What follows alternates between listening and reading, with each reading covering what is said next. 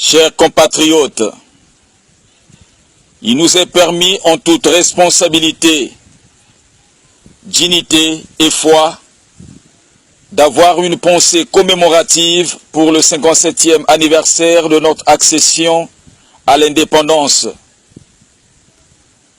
Symbole de liberté, d'affirmation de l'identité congolaise autour des valeurs profondes d'unité, de travail et du progrès. Ces valeurs fondatrices ont fait du Congo un peuple capable de conduire les destinées de son histoire et de son avenir, dans l'unité, sur la base d'un vouloir vivre ensemble, consolidé par la souveraineté face à d'autres peuples, face à d'autres États. Cette émancipation politique a été vaillamment et collectivement défendue par les pères de l'indépendance qui, nonobstant les différends à tous les niveaux sociétaux, ont su placer l'intérêt du Congo avant et devant tout. À cette occasion, où les Congolaises et les Congolais réaffirment leur appartenance au Congo de nos ancêtres, ce 15 août 2017, nous rendons un hommage mérité au père de l'indépendance, le premier président de la République du Congo, l'abbé Fulbert Yulu, Monsieur Jacques Opango et bien d'autres. Mes chers compatriotes,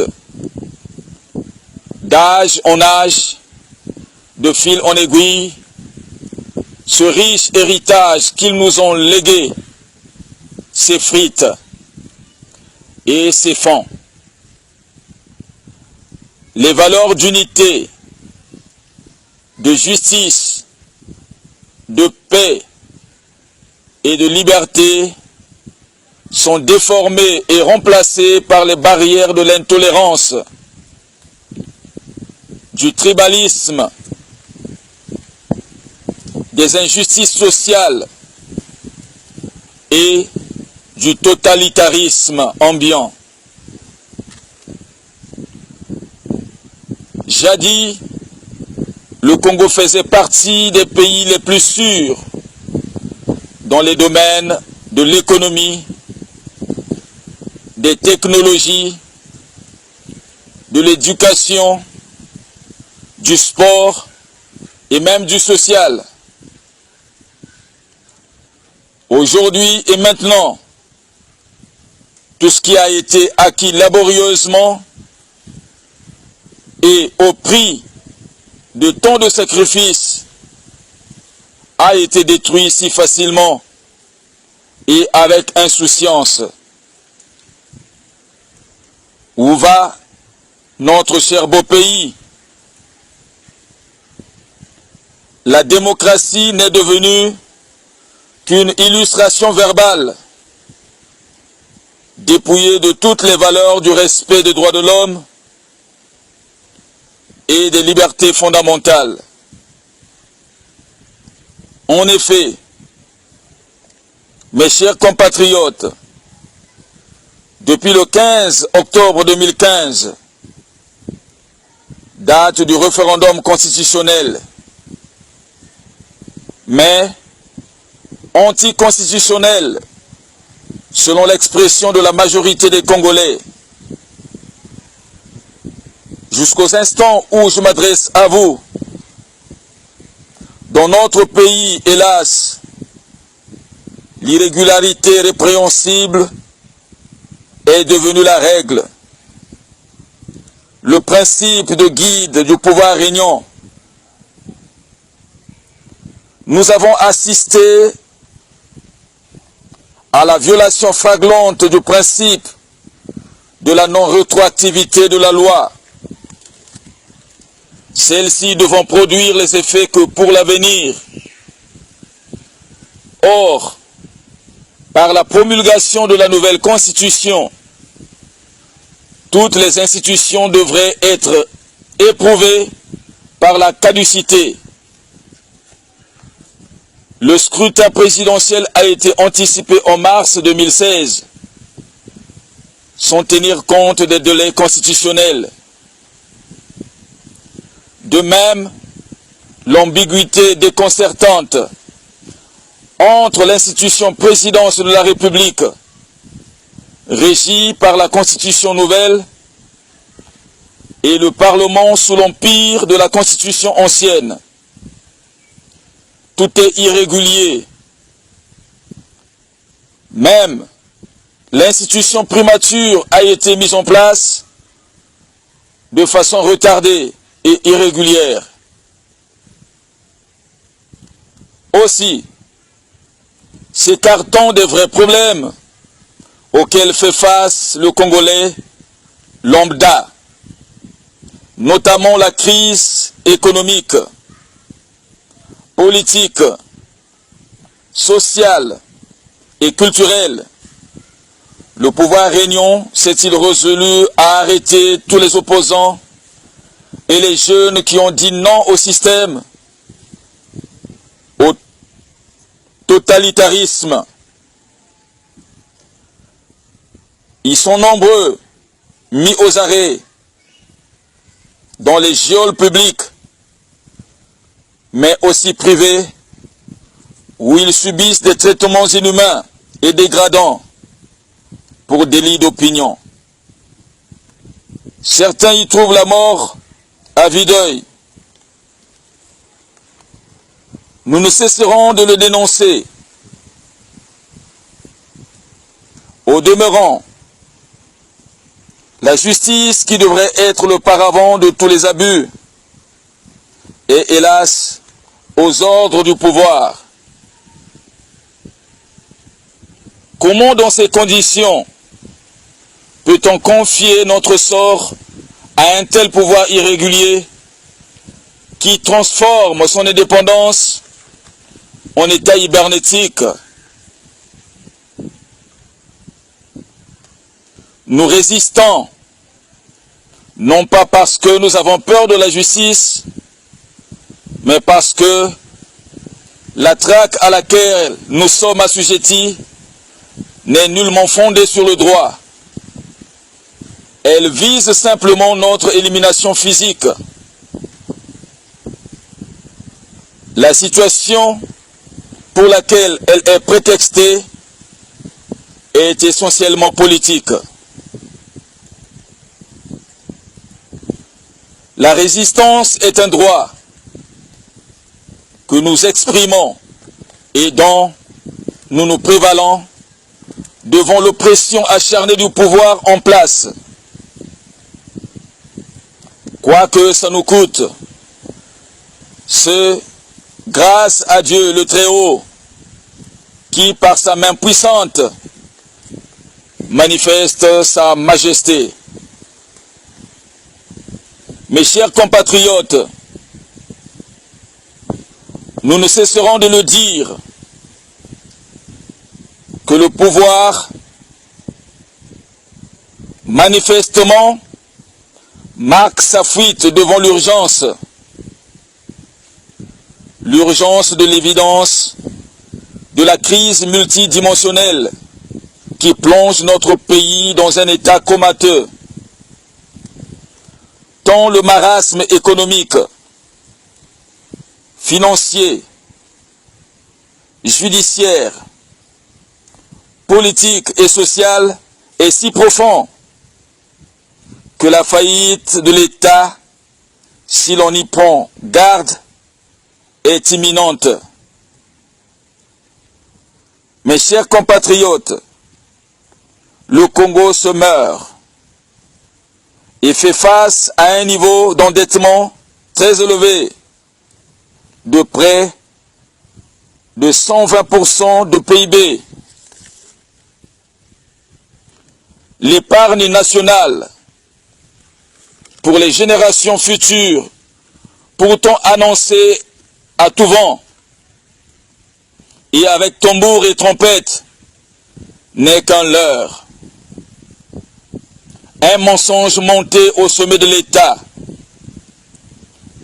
Plusieurs entreprises licencient en masse. Les administrations qui s'en échappent tournent au ralenti. Les salaires impayés, les grèves à répétition, les violences policières, la guerre du pôle opérée à grands frais n'a produit que victimes, déplacés, ruines, morts enterrés à la sauvette, des destructions de près de 500 villages, des écoles, des dispensaires, tout un fonds de commerce. Cela n'augure pas de lendemain meilleur pour notre pays. Dès lors,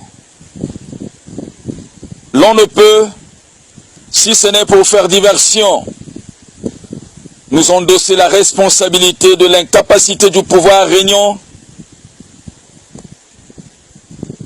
à résorber la crise. De toute évidence, une chose est certaine, j'en suis persuadé, que la démocratie prendra le dessus sur nos égaux. Et le triomphe du droit et de la vérité est en marche. Car l'on ne peut indéfiniment tromper le peuple. Devant ce semble tableau désolant, une seule attitude est à adopter et qui se trouve être la panacée. Soit rendre le sceptre au souverain primaire, c'est-à-dire démissionner, soit avec courage, abnégation et sagesse, recourir au Mbongi, pour qu'à travers un dialogue franc et sincère avec toute la classe politique et la société civile, chacun pour le bien de tous, puisse contribuer à éteindre le feu qui consume la case du Congo et qui hypothèque durablement son avenir. Mes chers compatriotes, nous l'avons déjà dit, que la paix ne peut être imposée par la force. Les injures, les menaces, les intimidations, l'irrespect et l'intolérance. Jamais, sur les simples discours persuasifs des idéologies révolues, l'on peut donner à manger au peuple. Jamais, par l'orgueil et l'esprit de suffisance, l'on peut susciter l'adhésion des masses à des réformes de nature à juguler les grands mots pour les grands essors. S'agissant de notre pays, un éminent penseur congolais révélé, Congo Moké, Congo Monene, il voulait dire que notre pays, malgré sa taille géographique aussi petite, est grand spirituellement. Certes, le Congo va mal, mais il est plus que nécessaire de scruter les grands contours spirituels, car le fait demeure. Derrière le plan humain, des effets matériels, il y a un monde subtil et subjectif des causes. Un monde de signification au sein duquel le modèle archétypal de vie fondé sur la loi et le principe spirituel à ses origines. Il est significatif qu'aujourd'hui, la possibilité d'un tel Congo où les énergies et les états de conscience soient devenus sujets à des sérieuses investigations par les hommes de science. Le domaine qui est le plus pragmatique de tous ceux de la pensée humaine, aussi bien que par les philosophes et ceux qui sont directement concernés par les questions spirituelles et religieuses. Nous devrons nous tourner résolument vers Dieu en pratiquant l'amour les uns les autres, en créant les conditions de l'unité essentielle du genre humain, où la fraternité, par l'instauration des justes relations humaines, ou l'amour en action, tout en gardant l'espérance d'un Congo nouveau, où régneront la paix, l'amour, la démocratie et la liberté. Je vous souhaite bonne fête de l'indépendance à tous. Je vous remercie.